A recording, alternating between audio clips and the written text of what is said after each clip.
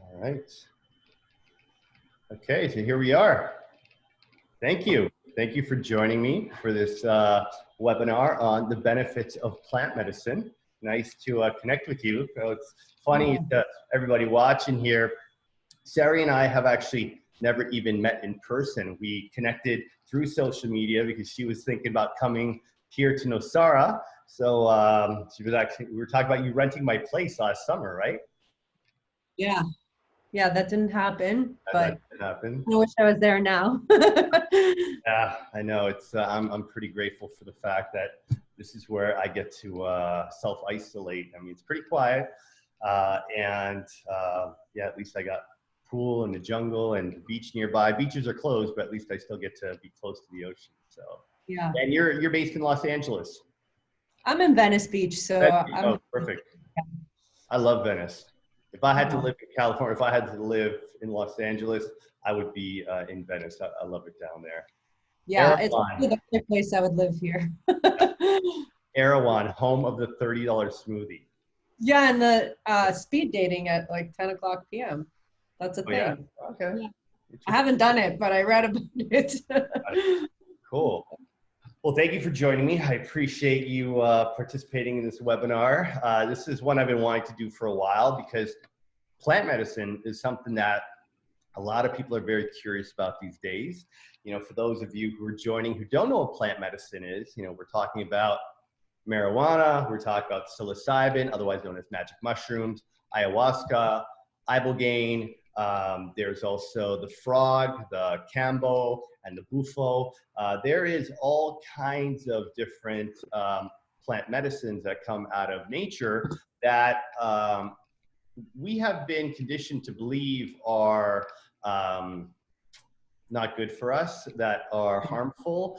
And I invite you all who are watching this to just have an open mind and to be willing to receive the fact that, or the information that may contradict what you may believe about magic mushrooms or about, you know, ayahuasca, ibogaine. I mean, these are all pretty progressive forms of plant medicine that are gaining popularity.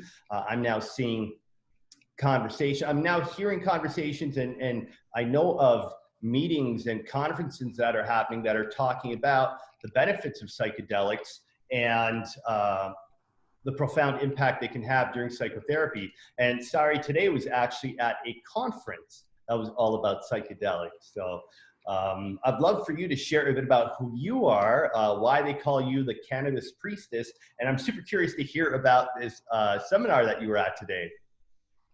Yeah, okay, so I call me the Cannabis Priestess. That actually came out of another plant ceremony that I did with mescaline, San Pedro. And yeah, I kind of emerged into a different being, archetype. And it was a Cannabis Priestess. I sat ceremony for the first time with cannabis after the ceremony with San Pedro. But just to circle back, I have, so I used to live in Toronto, Canada, and about 7.5 years ago, I moved out to LA. I had a creative agency called U2R1, and then I merged it into redefining cannabis. And I felt like I was more in line with my purpose. One time I read a book, Natural Cures You Don't Know About. This was way before. And that changed my whole perspective on medicine and food and government and pharma. And I was just like, oh no, here we go. It opened the worlds of truth for me. So I've always smoked cannabis. I never saw it as medicine because I didn't know. Open an agency and hoping that it would have more of a soul purpose alignment, and realize an agency is an agency. It doesn't matter. So I wanted to use my expertise of branding and marketing on my own stuff. And somebody asked me, if you can do anything in the cannabis space, what would it be? And I said, well, I would like to have a wellness center where people can get access to medicine based on their own terms. And then they get, information from a holistic practitioner, a Western medicine, a shaman, all of these people who can offer insight, and then they can make their own decision based on their own intuition. So I couldn't do that right away. So I opens, I said, okay, I'll start with a retreat. And I created the first cannabis retreat company called Cannabis Retreats. And I did that for two years. We were the first global retreat company. We educated people. We brought in doctors. We brought in all different people from the industry. There was yoga, wellness. It was like a whole immersive experience. People came who never smoked cannabis before. People had life-changing experiences, life-saving experiences.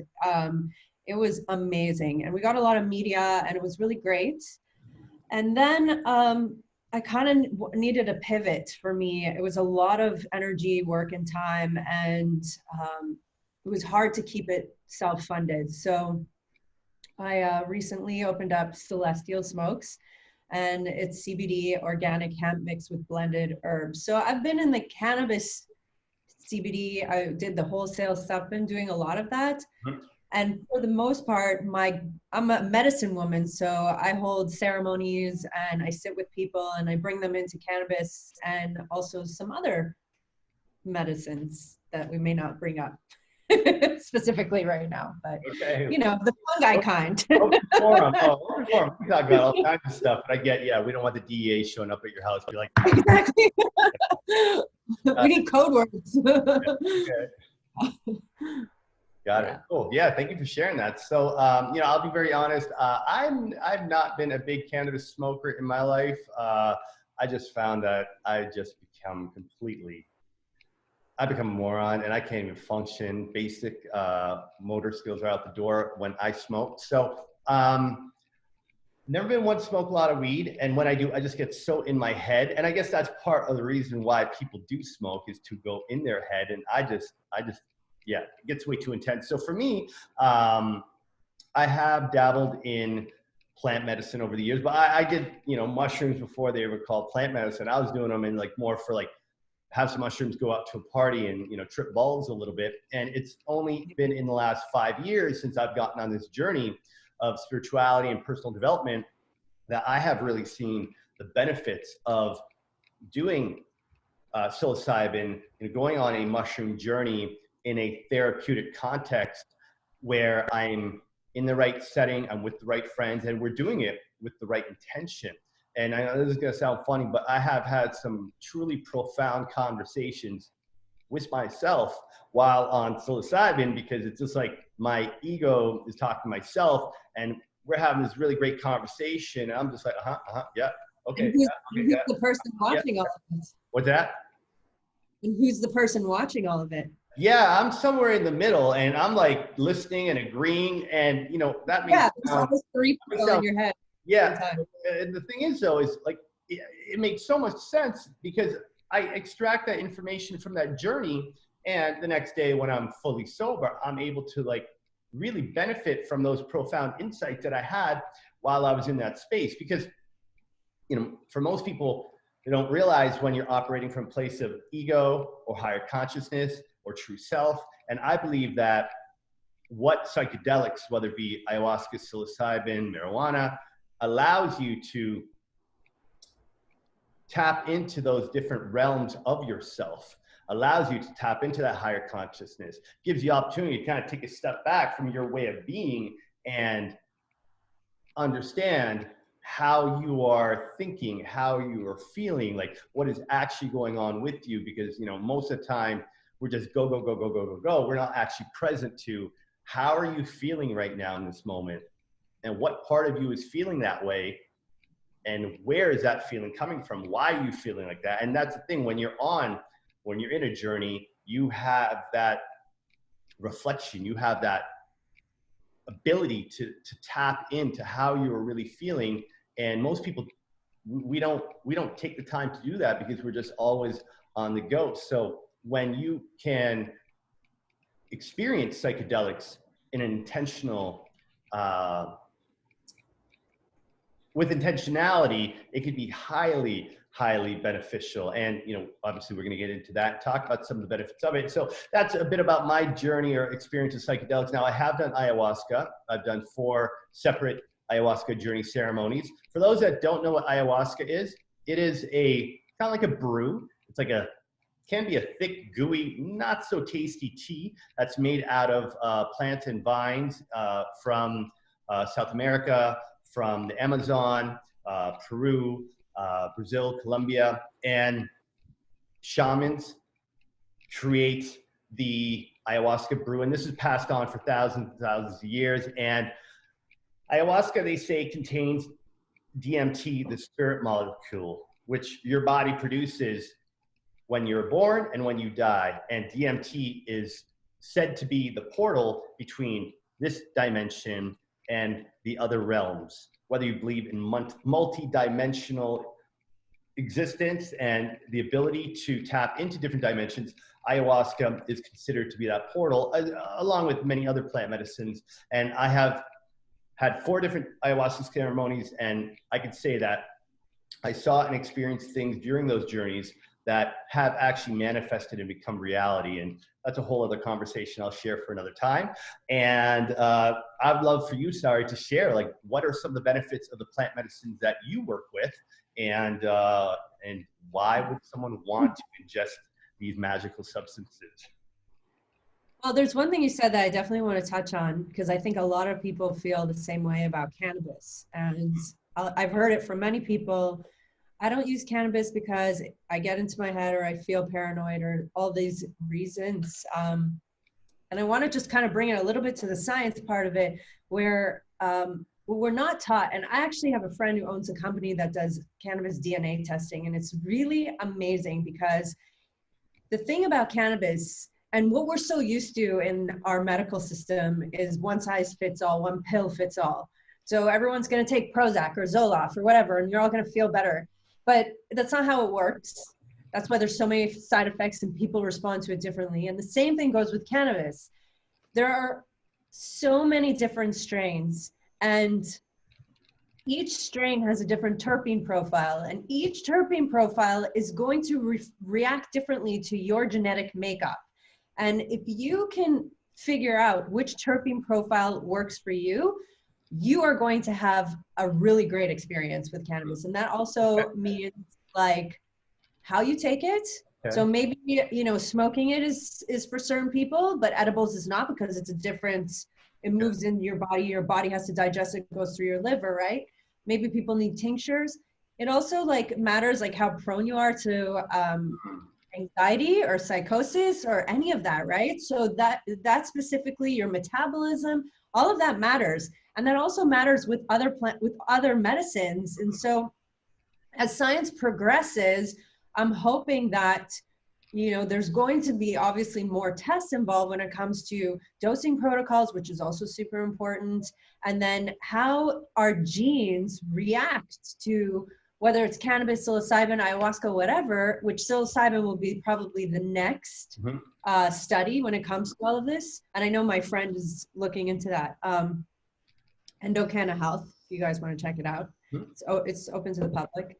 And it's just amazing, because what we need to understand, it's like, this medicine is very personalized. And there's a lot of people also spiritually, so there's a science part, but spiritually, we feel called to certain things. Like, so me, I feel more connected and called to cannabis and mushrooms. And, you know, I've worked with 5-MeO DMT versus ayahuasca. I've done ayahuasca, and that experience was once, and I just really haven't felt called to go back, but it doesn't mean that it wasn't helpful for me, you know? And I think that each individual connects differently with different modalities and different tools.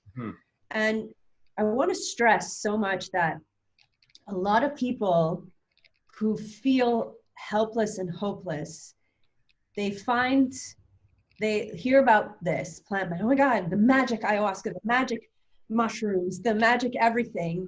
And then they go in with this expectation of being healed or cured right away. Yeah. And that's not how it works. What I feel is, like, the journey itself is the least important part of the entire experience. What's so important is what you're going to do after, and the tools that you have. Because the past, I'm sure for you, as I know, I've heard a lot of what you've said, but the past I mean, I've been on an existential journey since I was 18 years old, but when I started, and I did mushrooms when I was young, but when I started to intentionally work with these plant medicines, everything changed for me because I learned so many tools to work with in between and read the right books and understood. Reading The Power of Now, for instance, and listen and reading what Eckhart says in there about present moment awareness. He explained my Bufo experience. Bufo is 5-MeO-DMT, it's DMT, it's a toad medicine. It's different than what you talked about, DMT. That's the God molecule. Yeah. Yeah, but he explains it, and so does Joe Dispenza. And so when we can't get to that state of awareness, just sometimes it's more challenging without help, we can then say, oh, wow, okay, you just put what I experienced into words. I couldn't do that. Now I can integrate this into my life, and I can tap back into that knowingness that I'm bigger and more expansive than just this body and this reality. And that's, I think, one of the biggest benefits is that we gain awareness of who we really are as spiritual beings, as soul beings.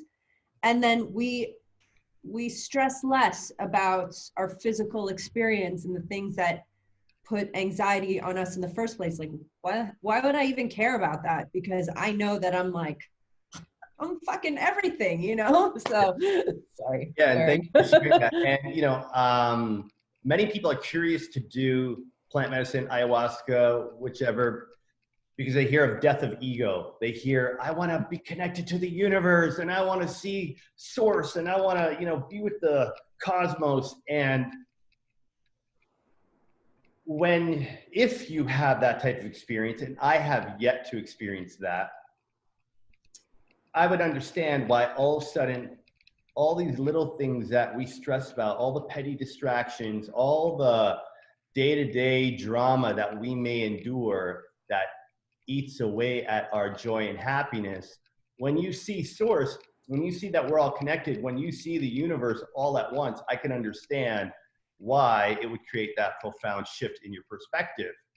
That being said, I could also see how it would really fuck you up, because if you do not have a mindfulness practice, if you are not meditating, if you are not already on your journey of personal development, if you're not already tapped into your consciousness, you can end up in a worse place than you were before the journey. And I've given this advice to several friends and people who know that I live in Costa Rica and they do plant medicine journeys here. And I've spoken to people before and they're like, oh yeah, I got to come to Costa Rica. I want to go to Rhythmia, or I want to go to Soltara. Those are retreat centers that offer plant medicine. And there are people who want to go to Rhythmia or Soltara because they want to have this ayahuasca experience, because they want to let go of some trauma for the past, or they want to figure out what they're doing with their life, or they want to get over some relationship. And I asked them, well, what work are you doing now? Like, how are you processing and resolving this situation now in your day-to-day life? And sometimes the answer is they're not doing anything, and that's why they want to do the plant medicine. And if you do not have some sort of practice, if you do not have a foundation of meditation and some sort of mindfulness practice, and that could even be doing yoga, it could be doing breath work a few times a week. If you don't at least have that foundation and you come off of this journey with all of a sudden this awareness and you've seen things that you can't not see, it can be very, very difficult to integrate that into your day-to-day life. And as I mentioned, you may actually be in a more, you may be experience more trauma than you did going into it and come out of it that much more lost. So, if you are considering trying plant medicine, please do your research.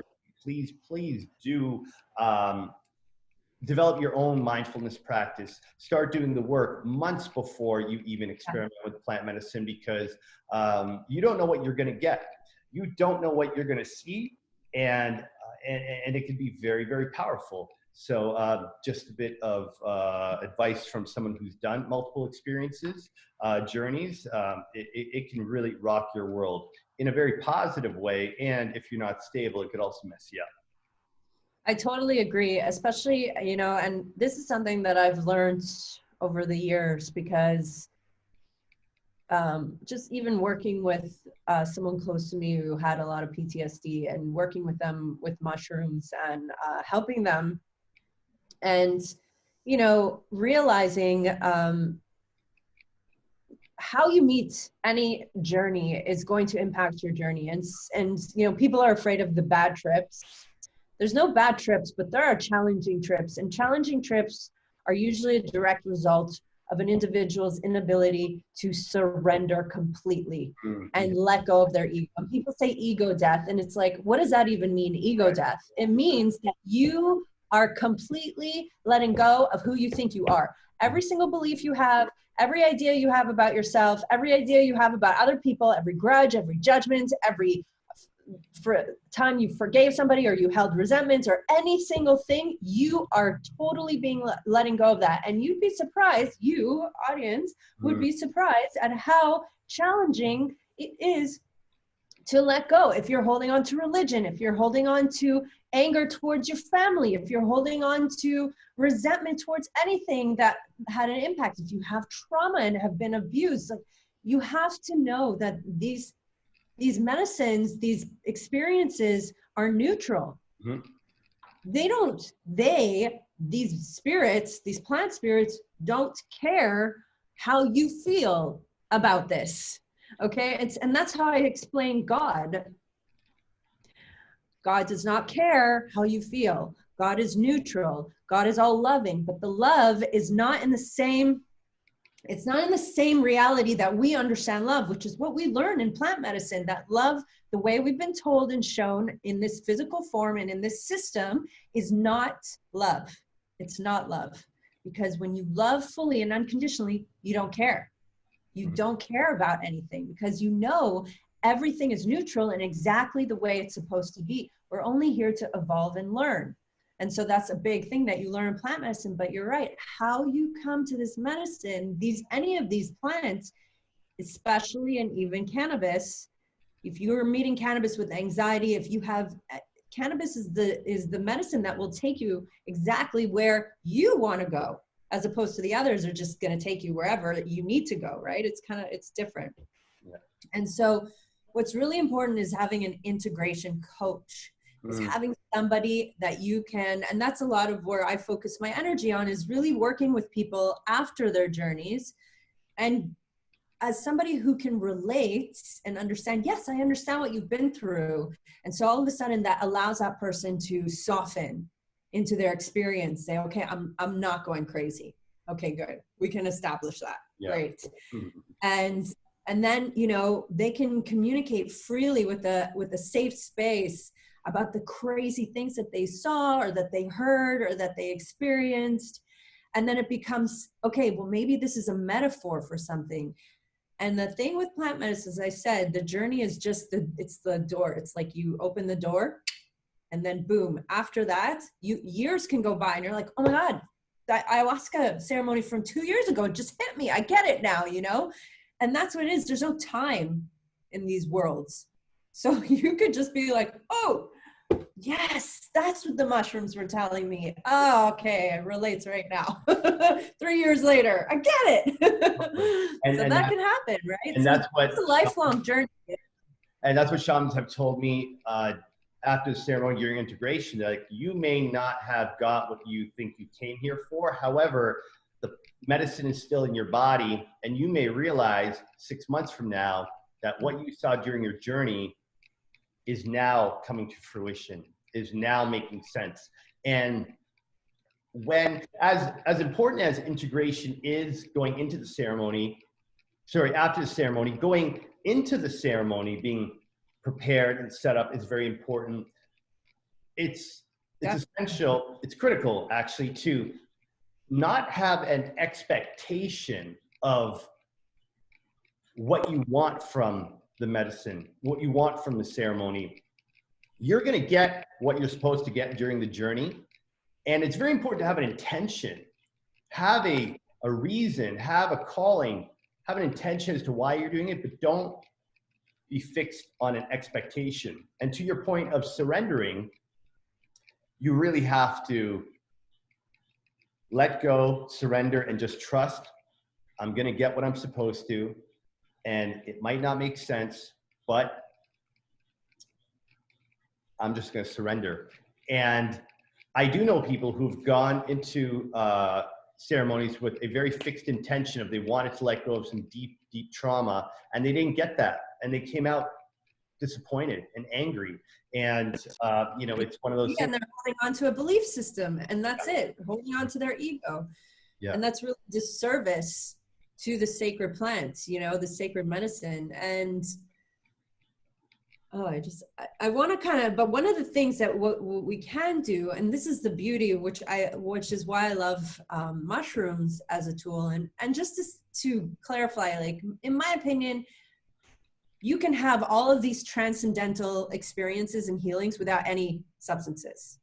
You can do it through meditation, you can do it through breath work, you can do it through yoga. You can just have a spontaneous out-of-body experience. I studied astral travel, like, before I even went into this. Like, there's so many ways to have profound healing. And I recommend anybody who's not really wanting to try plant medicine yet to go look at Joe Dispenza and do his meditations and take his programs. He's amazing, and you don't need it, right?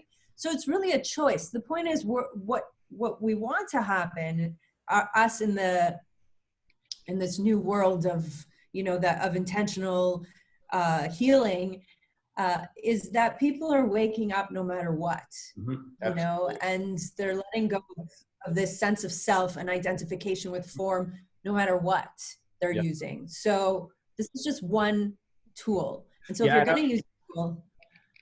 Yeah, and I would agree with you that right now there's definitely an expansion of human consciousness. You know, Dr. Joe Dispenza, Greg Braden, Bruce Lipton, these are all brilliant, brilliant doctors and psychologists who are in the leading forefront of human consciousness and expansion. And I'll put those names in the group chat and share them on Facebook as well. These are three brilliant gentlemen who you want to follow if you're curious about how we are expanding our consciousness, how we are now discovering vibration, frequency, multi-dimensional experiences. You know, I know a lot of this may sound very woo and esoteric to some of you. However, it's a real thing, and it's truly, truly fascinating. Now, Sarah, you mentioned one thing that I want to touch on, which is psilocybin mushrooms.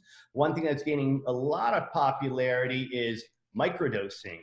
And, you know, for any of you who are curious at all about experimenting with plant medicine, I would suggest dipping your toe in with microdosing mushrooms. Psilocybin is a great way to start. And I have microdosed this past summer when I was back in Toronto and had to get the hell out of the city. I went up to Muskoka for a month, and I was microdosing every morning. It's a tiny, tiny little dosage. Like, the dosage so low that you actually don't even feel it.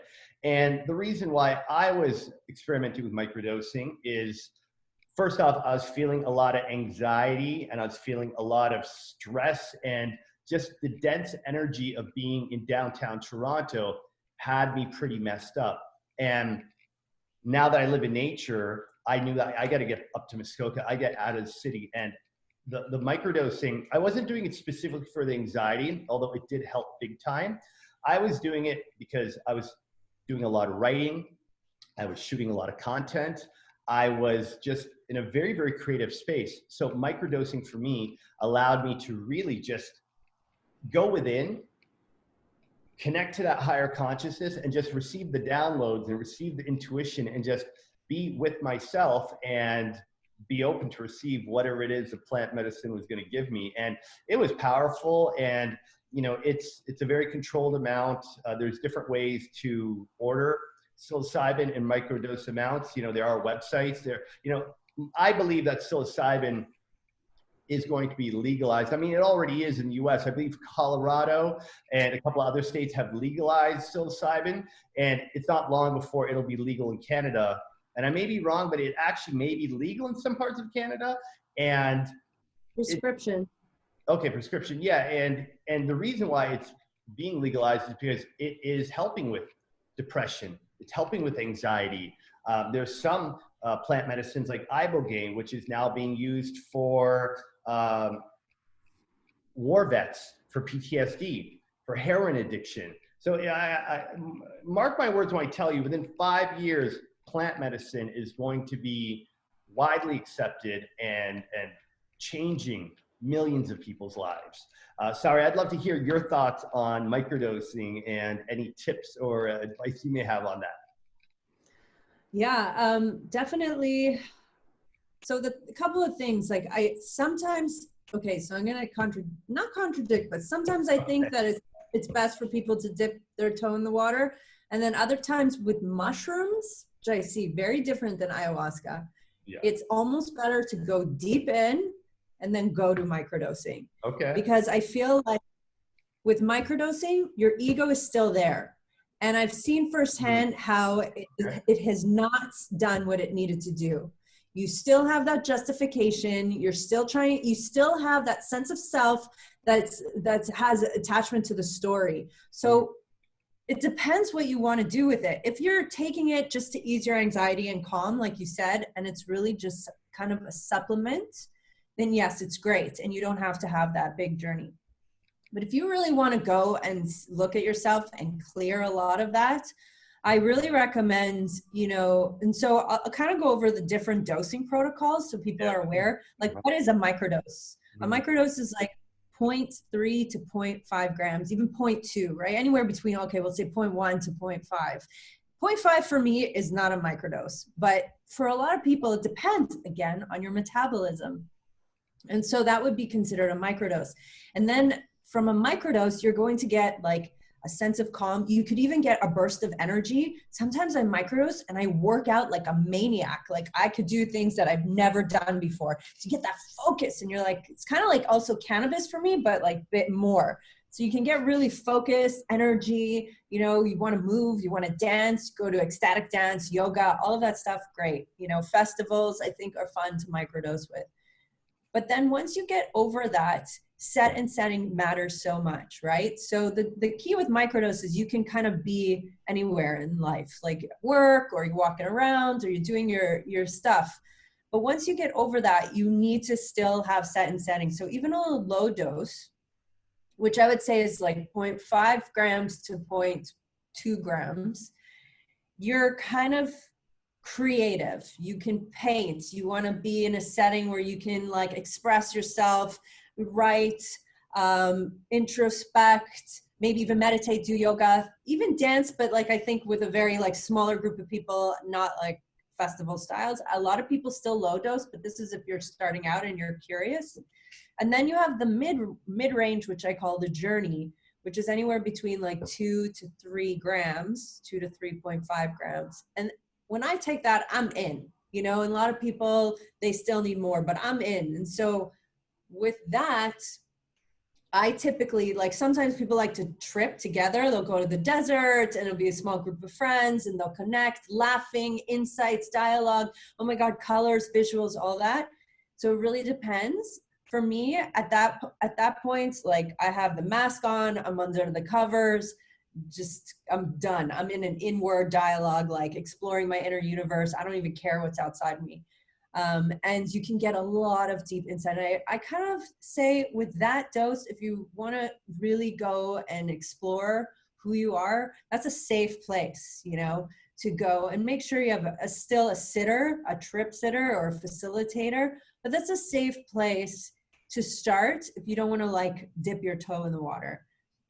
And then there's the Shiro's dose, which is like anywhere over 4 grams, I think. People say 5 grams. Terrence McKenna said 5 grams. I'm like, holy, if I took 5 grams, I don't know where I would be, but I would probably like be dissolved into oblivion. Because it's at some point, at that point, you are dissolved. Your sense of self is gone. Your body, your sensory body is gone. You're kind of like in different dimensions. You could be contacted by other beings, extraterrestrials, spirit guides, you're higher, like all these kinds of crazy things. You're hallucinating, you're seeing inside, your eyes are closed, you're seeing like crazy stuff, right? 100%. If you're not experienced, you need to have somebody sober with you at that level. And that is a deep, deep journey. And that's where you're going to face a lot of yourself. And you fully, fully want to be able to just, okay, surrender, and a lot of the reasons why people are afraid is because perhaps on some level they know that they've done things in life that they hold a lot of judgment around. Yeah. And when you have to face that, it can be, extremely daunting and scary. And you're like, really, what these plant medicines do is they get you to face your fears. Sometimes it's gentle, sometimes it's not. And either way, the best way to face is to go through. The more you resist, the harder it's going to get. And really, like, what ayahuasca taught me was to come home to my heart. I was having a hard time, and one of the facilitators, she put her hand on my heart, and she told me to feel my heart. And that was the first moment in my life that I understood how to get out of here and go into here. Beautiful. And that was the most life-changing moment, because once you learn that, then you can start learning that in the real world. Yeah. And those are the things that you get out of this, Somebody once said to me that, like, your new age stuff. Let's just be clear. This isn't new age, people. This is ancient wisdom, ancient plant medicine, ancient, okay?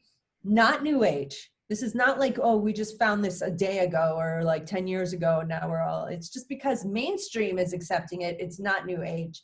Mainstream is so archaic. The new age medicine is pharmaceuticals. But the ancient medicine is this stuff. It's really and to that point, like mushrooms and LSD and some other psychedelics back in the 60s and 70s got a really bad rap. And, the numbers, the statistics were grossly exaggerated, and psychedelics were treated like other class A drugs like cocaine and heroin and the hard drugs. And, I don't want to get into the whole media and conspiracy stuff. I think everybody's heard enough about that right now. However, these plant medicines can help you wake up. It can help you get reconnected to yourself. They can help you realize that we are love. We have all the love that we need. And when we are reconnected to ourselves and realize that we are enough, and we don't need the 2021 Mercedes, and we don't need the bigger house, and we don't need the boat. Well, when we don't need all this shit, what are we doing? We are not buying. And when we are not buying, we are not putting unmoney into the hands of these corporations and these people who benefit from us being bored and feeling unfulfilled. And the flip side to that is, if we were able to self-medicate and treat our depression, anxiety, our mental health issues, our dietary, gut biome issues through plant medicine, and we didn't need the pharmaceuticals, if we didn't need these prescriptions, what would happen then? Multi-billion dollar industry would take a massive hit, because we are treating ourselves with natural plants and herbs that, like you said, for hundreds of thousands of years, tribes, people in the Amazon, the indigenous, they've known about plant medicine from way back then. Like a lot of cave drawings, a lot of even historical ancient drawings have mushrooms, have plants. Shows that people back then were using plant medicine on a day-to-day basis, and that's how they lived, that's how they healed themselves. And again, we're meant to believe that plant medicine will make you get high and you'll want to jump off a balcony or go crazy and lose your mind. Right? I was told that one story in Toronto where that guy took LSD and he jumped off a balcony, or he jumped off the building and he died. Did you hear that story? Because we're the same age, That's what I've heard. I have heard stories of, LSD, oh, you'll do it and you'll go and like jump out of a window or something. That seems to be the famous fable or, urban lore that goes around. That's what's going to happen if you do LSD.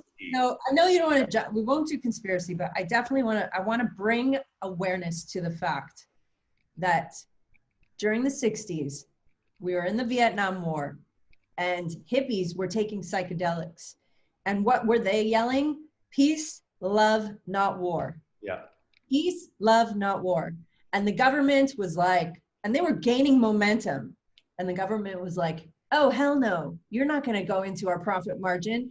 And they created the war on drugs, which only made it worse. Okay, we all know. And if you don't know, look into it, because we're not going to talk about it. It's not a conspiracy theory. This is the truth. Mm-hmm. Hemp, the fact that hemp was made illegal. You know what actually that did to us? That made us as humans cannabinoid deficient. Our endocannabinoid system governs all of our other systems, our nervous system, our endocrine system, and it's what keeps us, when it's balanced, it keeps us in homeostasis. That's why cannabis is such a beneficial medicine. Cannabis with hemp is under the same umbrella. You don't need to get high to take any of this. So when they took it out of agriculture, it stopped going, animals stopped eating it. They didn't shit it out. It didn't go into the grass. Like, it wasn't in our agriculture anymore. It wasn't in our food. It wasn't in our natural substances. And so in our soils. And so we as humans became cannabinoid deficient. And so what's actually, if you look at what's been happening in the past like decade and longer, autoimmune diseases on the rise, cancer on the rise, all of these weird diseases coming up on the rise since that time. I mean, come on, we got to see that there's a correlation here. Pharmaceuticals, opioid addiction on the rise. And what I want to do is we can't fight against it, but I want to empower people and stress that you are your own sovereign being who can govern for yourself and decide what is best for you based on your intuition, based on your own research. And you don't have to give away your power to a doctor, to the government, to pharmaceutical industries, to anyone else who tells you what they think is best for you in your health and your life. This is your life. And if you want to put your life in someone else's hands that sees you as a dollar bill and a commodity versus a human being, that's your choice. And you can go ahead and do that. Or you can take action today and decide, I am done. I am done being controlled. I am done having these side effects from these pills that I take, and I'm still depressed, or when I come off them, I'm suicidal, or all of these horrible things. I am done, and I'm ready to take ownership into my own hands and see that I can heal myself, because we all have the power to heal ourselves with our minds and our hearts. It's there, scientifically proven, even though it's not accessible, from your doctor. You can, again, Joe Dispenza, he's a great resource for that, and Bruce Lipton, epigenetics. Go and look for alternative research for people who are doing this, because your life and your children's and your grandchildren's and our world as we see it today actually depends on how many people decide to wake up right now. And that's what medicines are doing. Yeah. And to the point earlier, it's like, when we wake up and we can heal ourselves in a natural, holistic way, well, who suffers from that? Or who loses? Who, is impacted the most? And it's big pharma, and why we get to a whole debate over big pharma and all that. I posted a couple of links in the chat here. There's a gentleman that I've heard speak several times at some events called Dr. Dan Engel.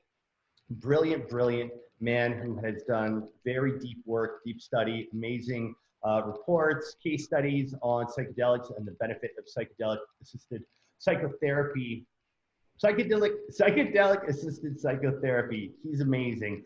I put his website in the link there. I shared it on Facebook as well. Take a look. There's an amazing book by Michael Pollan, How to Change Your Mind. Again, talking about psychedelic-assisted psychotherapy. There are some very smart, very credible people out there who are proving that psychedelics can literally help us rewire our brain and help us deal with some very deep-rooted issues like PTSD, anxiety, depression. Check out the links that I shared there and invite you to do your own research. Listen, I am no psychedelic expert. I am just sharing my experiences. I'm not telling any of you to do psychedelics. I'm not telling any of you to run out, go grab a bag of mushrooms and do a hero dose. No. But if you do, let me know how that went. And I'm just suggesting that, be open-minded and do your research and discover what is something that I believe is going to make a massive, massive impact in the world. Just look at the stats. How many people have died from marijuana? Mushrooms is the lowest. Yeah. How many people have died from ayahuasca? How many people have died from any of these plants? versus, and you can even say, okay, more people are on pharmaceuticals, so more people die. Okay, just look at, you can figure it out. It's like if 100 people to versus 1,000 people, it's still zero, right? Yeah. Or 1, 2. But for psilocybin and cannabis, it's zero. And how many people die from opioid addiction daily? We're looking at thousands of people, on a regular basis who are dying, and they're still depressed and they're numbed out and they're disconnected exactly how they want us to be. Because when we are in that state, we're very impressionistic, we're malleable. We want some sort of peace. So what do? We look outside ourselves. What does that look like? I want more. I need, oh my God, I need validation. Let me be on social media more. Oh, let me grab onto sex. Let me do so much, relationships. Oh, validation. Oh no, I need more money. Oh no, I need more things to make me, I still can't be happy. What's going on? That's how they want to keep us.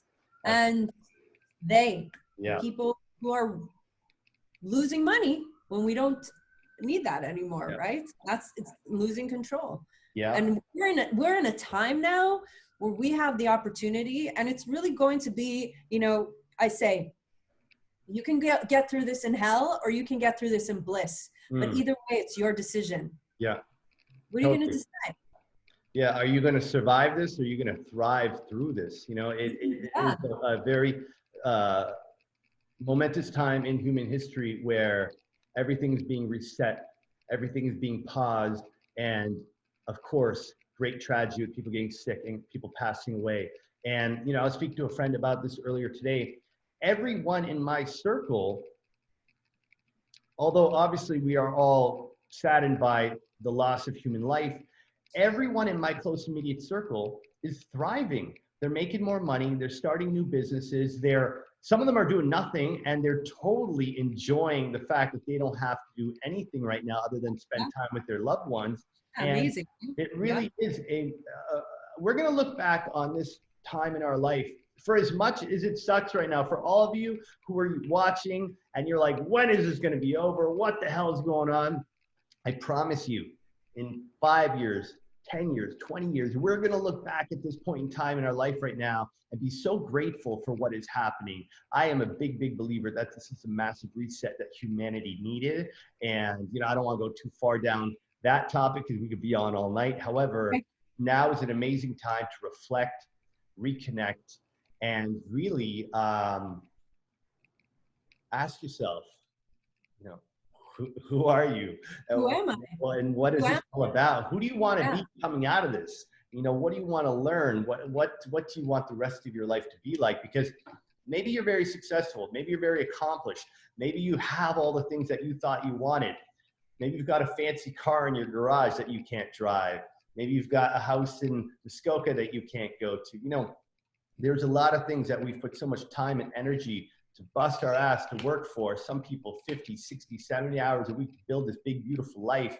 And the majority of the stuff that we own is completely irrelevant right now.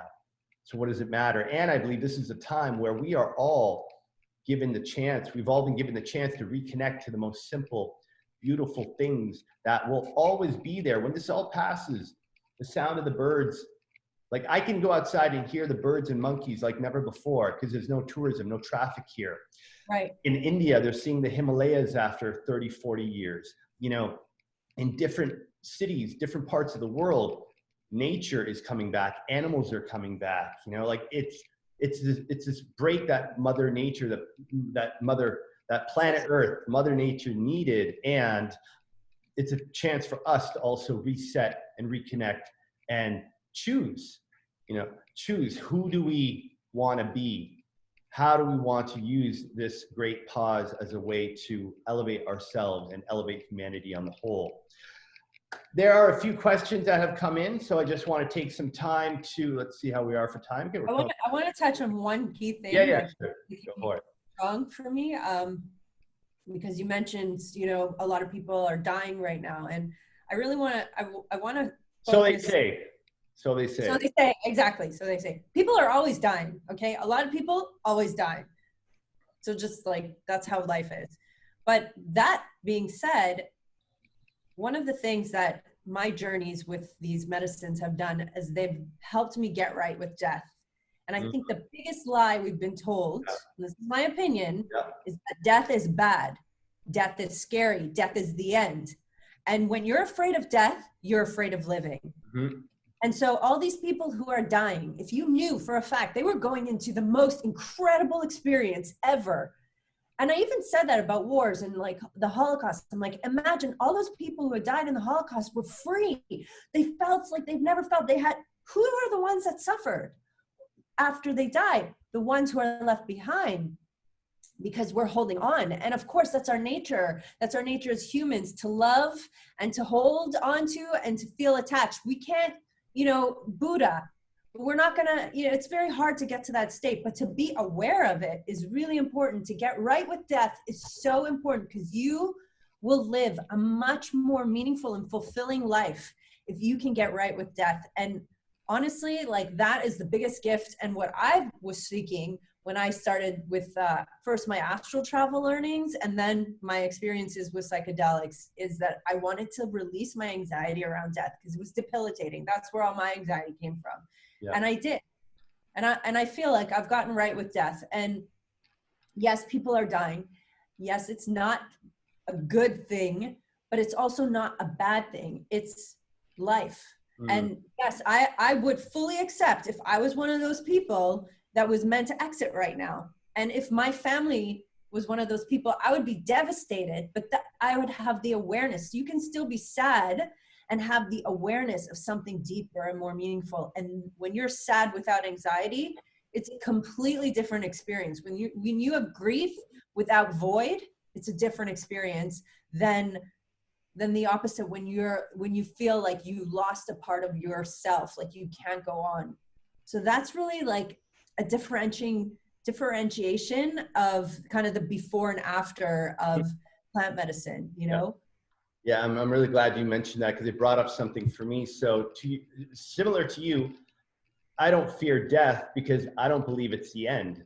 Like, what I got from plant medicine and what I've learned through Joe Dispenza and Bruce Lipton created a great video about us, how we are energy, and that right now we are just in this vessel. We are in this skin bag, and we are consciousness. We are pure energy that currently is in this body. And at some point in time, this body will no longer work.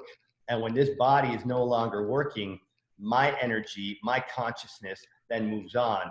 Where does it go? Another projected hologram. Another projected hologram, exactly. So, and again, for some of you who are religious, another dream, or for some of you who are religious, or for some of you who don't believe in reincarnation or think when we're dead, all good. That's your belief, and you're entitled to have that. However, when I saw that this life, this body isn't all there is, and that when my time comes to leave this dimension in this body, there is somewhere else I have to go, then it's like, okay, this is just one part of my 100,000-year journey. How long, who knows how long my soul, my spirit, my energy has been alive, but I do know that there is more to my life than what I'm currently experiencing. And plant medicine helped me understand that. And, like you said, a lot of people live in fear of what could go wrong, what could happen, that fear that is debilitating, it stops them from moving forward. I think the greatest fear everybody has in this life is dying.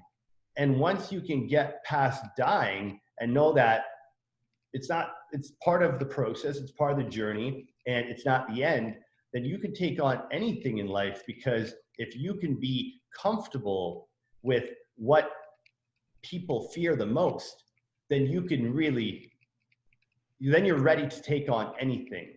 Is my belief, and that's what I got from it. So yeah, I'm glad you mentioned that. Your failure goes away, your fear of rejection, your fear of so many things, because ultimately the core of all our fears stem from fear of death. And we've died so many times already. Your 11-year-old self does not exist anymore. Your teenage self, your 20-year-old self, whatever, all of your past selves will never exist again in this form. Yeah. So you've already experienced death in that way. And if you realize that, be like, oh, but I'm still aware. I'm still here. I still exist. I'm just in a different form. Yeah. So, and I will continue to be in a different form. So why would that change? Yeah, I often say I feel like I've lived 5 lives already, from my Right?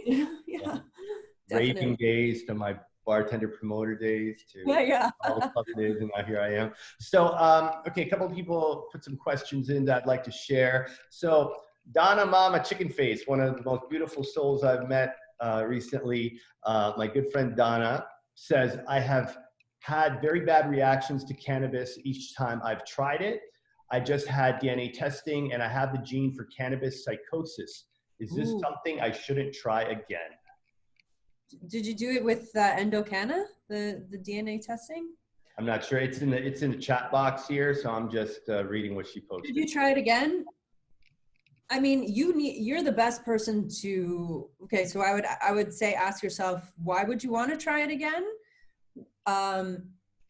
If you're prone to psychosis and it's triggering that, there's other ways to get at what are the results that you want. So I'm assuming you want to have most people take cannabis to be calm.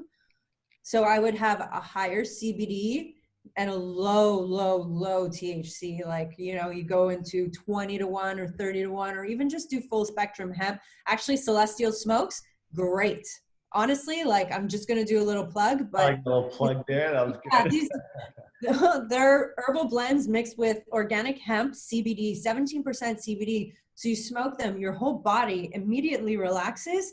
You have no psychoactive, no paranoia, and it won't activate the psychosis that's connected to, because it's usually connected to the THC versus cannabis in general from CBD. It's all about the different cannabinoids, but it's usually the THC that has that activation. So I would say if you are looking for a cannabis connection, then keep on the low THC. But the thing I like about smoking, and I know a lot of people are not into smoking, it's got the fastest bioavailability and you feel it the fastest. Sometimes an edible and a tincture does take a lot longer and may not even have the same effect. So you got to use yourself as your own guinea pig. But now that you have your results, you can kind of figure out what works best for you within those results, which is probably a high CBD, low THC. Okay, cool. Thank you for sharing that. Donna, I hope that was helpful for you. I don't know, would edibles be different? I mean, edibles. Edibles are actually it really depends on the metabolism and how she processes edibles. That would also be in the report. Okay. Yeah, so there's a lot. And again, if you're going to do edibles, like a lot of the edible companies are like, one dose is 10 milligrams. I would go for 2.5 milligrams to 3, and then up it's maybe to 5, and that's really low. But there's a few brands like Kiva Mint's really good for that. Also gummies, they have 5 milligram gummies. Like, keep under that. Start low and build up, because the psychosis thing is a thing with THC. It really is, and it's good that you found that out. Okay, cool. Thank you for sharing that. So my friend Harry here has a couple of questions. Let me just keep the question on Facebook. So just hop over here 1 second. And if any of you have questions, please put them in the box below. It's 6 o'clock now. Sari, how are you for time? I'm good. Okay. 6 o'clock. Yeah, trying to see 5 how. o'clock. It's like, Okay, Harry. 2 hours go by. Oh, it's 6. Oh no, it's 6 o'clock here in Costa Rica. So it's, I guess, 8 o'clock back in. Oh, but you're in California, man. These time zones keep messing me up. There's no time. It's Screwing just, up yeah, no time. Time is just a construct somebody created. It's all a bunch of bullshit. Okay, so as I'm trying to pull that up, so Christy shared that she just lost her mom. My condolences, Christy. Sorry to hear that. And she's saying this is very profound. She doesn't fear death, but misses her mom. She wants to thank us both. You're welcome. And hope to meet her again one day.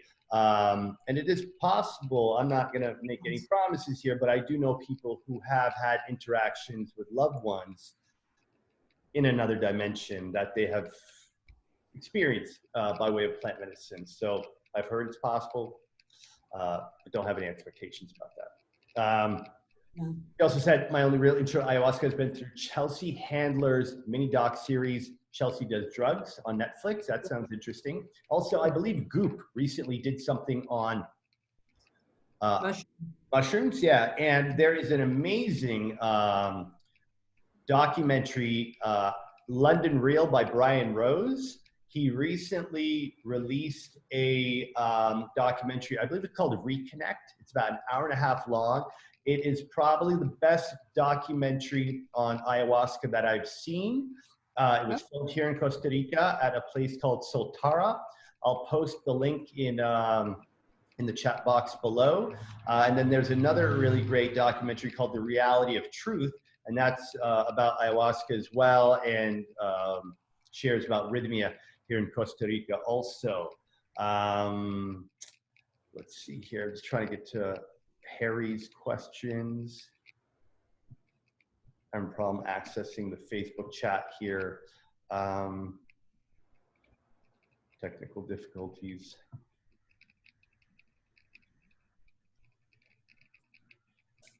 While you're doing that, I can just touch a little bit, a few. So I got you back. Don't worry. We're in a new world here, you know. It's not like, oh, come sit next to me. Let's talk. Yeah. So just a couple of different medicines out there and what they kind of activate and how they differentiate. So we talked a lot about cannabis. We talked about psilocybin.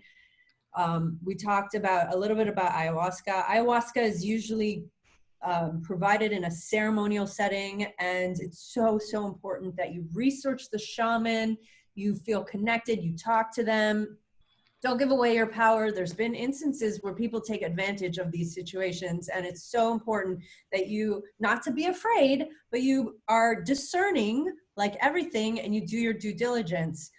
Also, I love San Pedro, mescaline, there's peyote, they call it cactus medicine, my little cactus. I've had an amazing transformative journey, and I just want to touch on that because it's something that a lot of people, especially women, suffer with, is self-deprecating thoughts, self-loathing, how they look, about their weight, about comparison, all of that.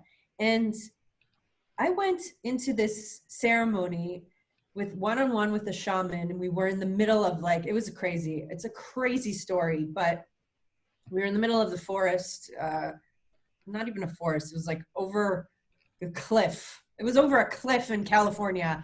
We just went down with no trail. This is an Amazon woman.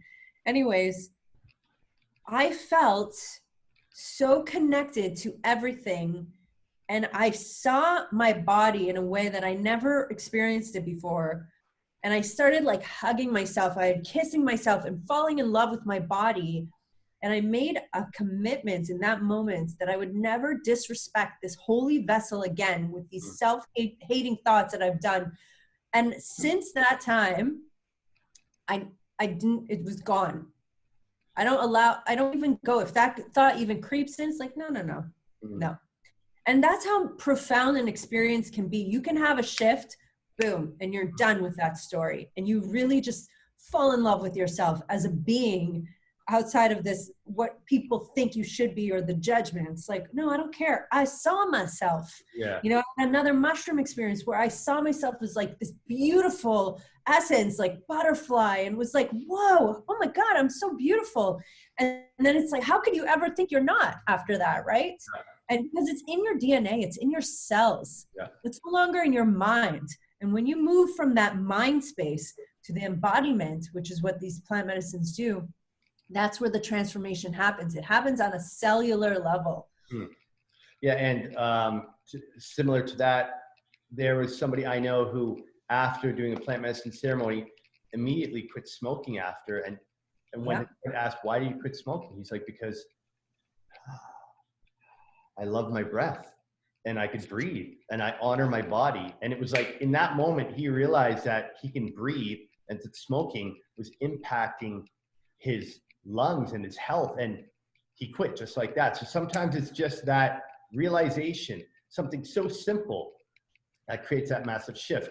And I'm a big believer that we have all the answers. We have the ability to understand and know everything there is to know if we just go within, tune out, tune in and just allow ourselves to receive this knowledge and information that's always available to us. Like when we talk about ayahuasca and plant medicine, access to these different dimensions to get this information, there are people who can access those realms of consciousness through deep, deep meditation. And they're able to do it because they meditate every day religiously. They have a strict practice, so they have been able to tap into that higher level of consciousness. So I'm not saying that you have to do plant medicine to access this information and to be able to be enlightened or to be, to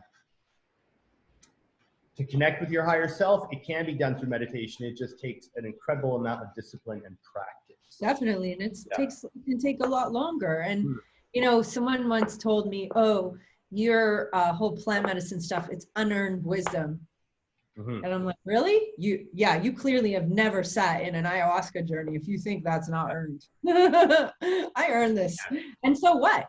Yeah. Wisdom shouldn't be earned again. And I was like, you know, that's very, like it's based on the system that you have to work hard to achieve something. And you really don't. It's like we blocked ourselves from our connection. And even though we're still connected, we are all always connected. Our awareness is not it's not tuning into that dial where we can access those higher states all the time. And why would I want to waste so much of my time trying to get there when I know I can get there and gain that wisdom so I can have a better quality of life right now? That's the key. And there is only now. Yeah. So it's definitely and that ties into a question that my buddy Hassan just asked. He said, what's been your guys' experience with the gazillion-dollar question, who am I and what's the meaning of life? And I mean, we do only have 20 minutes left on this call. So, you know. I am that I am. And I actually think it's a pretty simple answer. And you just said it right there. The meaning of life is to experience life in this moment. All there is right now in this very moment. You know, the past has happened. The future hasn't happened yet. And all there is to just be present in this moment and enjoy it and just to embrace the richness of life. And of course, you know, be of service, help others, you know, make sure that you are being conscientious, you are kind. Most importantly, be kind to yourself. You know, I mean, that's what the meaning of life means to me. It's all about that inward journey within, finding that just, you know, just being really connected to yourself and your heart and realizing that, as you said earlier, Sari, we are all love. We are love. Love is not an emotion. Love is not a choice. Love is a way of being. Love is an energy that we become. It's something that I'm still learning and still evolving and growing to understand that we are love. And that truly is what life is all about. It is about love on every level. And I think that's the journey. You know, we are born these pure light beings full of love, and through society, through our peers, through the environment, through our parents, we forget who we are. We forget why we're here. We're born with all the answers. We understand everything that there is to know, and we forget it all because we forget who we are. So I believe that, you know, during our journey of life, we are born these pure beings of light and love, and we get confused and we get distracted and we get, you know, we get lost, and then the journey is to find ourselves again. At least that's what my experience of life and who am I and what the meaning of life is for me so far. I believe I am on my way back to discovering who I truly was in the very beginning, and it's a beautiful journey. And it's a journey that you can experience once you start to let go of all the shit, all the distractions, all the things that take you away from being who you really are. Yeah, we're enamored with our own awakening. So we came here to forget just so we could have that experience. Yeah, yeah. You know, you know, I know there's a lot of people who have different perspectives of God, but the way I see it is we're all the creator experiencing itself in 1,000 million billion perspectives.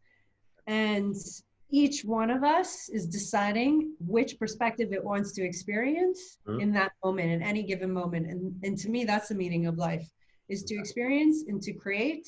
And through that, we're doing it through the lens of love, through beingness, through wholeness. Yeah. like you described. Yeah. So Beautiful. Thank you. Thank you for sharing that. Thank you, everybody, for your questions, and for everybody that's watching on Zoom and Facebook. I am going to, the session's being recorded, so I'm going to share it on the Facebook Live Life page. It is a private group page that I've created with lots of inspiring, interesting content like this. You can, I'll post that on Facebook and here in the Zoom chat. You can request to join. It's where I post all these videos and all the other webinars that I've done. Sari, thank you so much for joining. Is there anything you want to add? Can you let people know where they can find you, where to contact you? If they want to order some Celestial smokes, where can they get some of those? And yeah, please let everybody know where they can find. yeah, I'll put it in the chat, but it's celestialsmokes.com.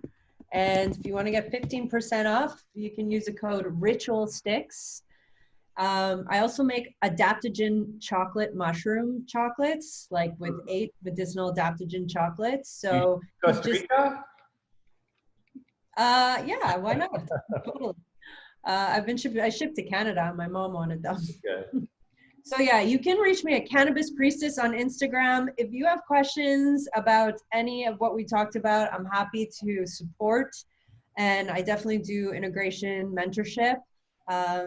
Yeah, so all the ways you can find me, Quantum Leap 852, but go to Cannabis Priestess. It's easy to remember and we can connect there. Awesome. Cool. Yeah. Thank you for joining me. It's been great to connect with you virtually. Hopefully I'll see you here in Costa Rica when all this craziness is over, or maybe out there in California, in Venice. You never know. Yeah, this was fun. I appreciate you joining me and sharing all that you did, and wishing you a safe self-isolation over there in Venice. I'm going to go walk my dog now. All right, cool. Enjoy your walk. Thank you. Thanks everybody for watching. I appreciate it. We'll see you again very soon. All right.